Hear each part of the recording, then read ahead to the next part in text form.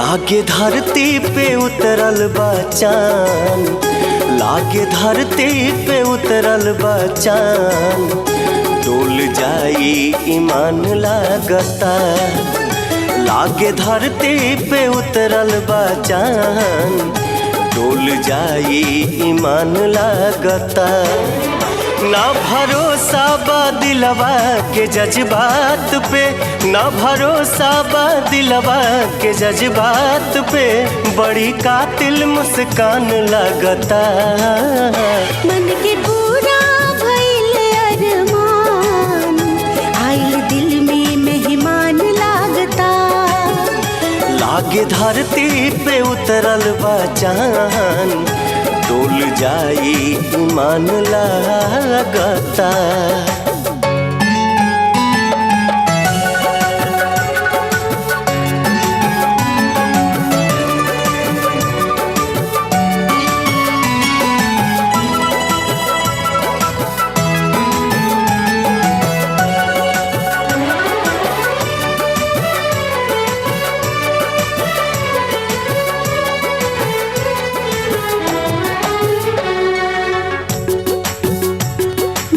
हाथों की लकीरों का मुकद्दर तुम हो, मेरे हाथों की लकीरों का मुकद्दर तुम हो। तुम पे ये जान भी कुर्बान है, खुदा की कसम। तोहके अपना कहीं की कोनो सपना कहीं, आकी जीवन के कोनो कल्पना कहीं।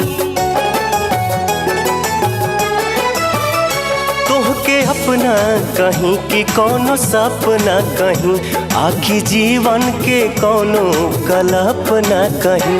मन के मंदिर में जिकरा के पूजत रही, मिलल हमके भगवान लागता। लागे धरती पे उतरल बा चाँद, डोल जाई ईमान लागता। ओ मन के पूरा भइल अरमान, आइल दिल में मेहमान लागता।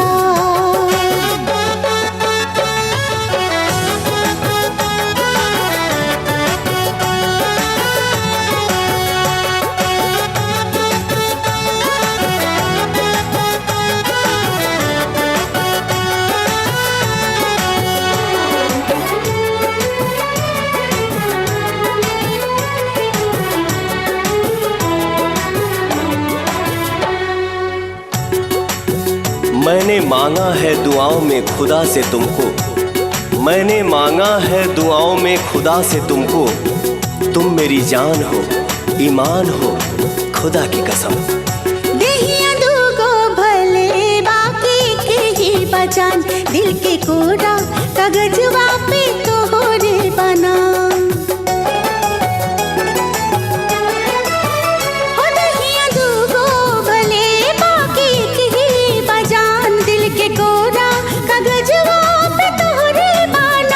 बात अब तक छुपल जवन दिल में रहल, बात अब तक छुपल जवन दिल में रहल, भइले आज खुलेआम लागता।